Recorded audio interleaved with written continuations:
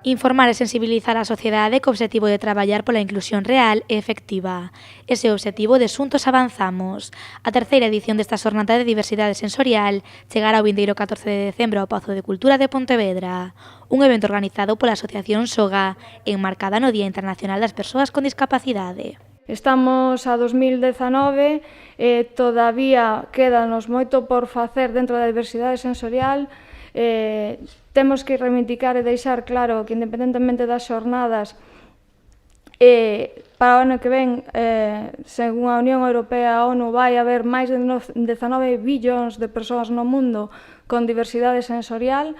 Tanto as entidades públicas como privadas e a sociedade non está preparada para cubrir esta necesidade, co cal o punto de inflexión das xornadas para nós é moi importante.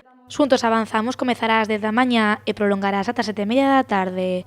Durante toda a xornada haberá conferencias e mesas redondas nas que se debaterá, por exemplo, sobre como emedrar unha familia sorda ou sobre o estudo da toponimia na lingua de signos española.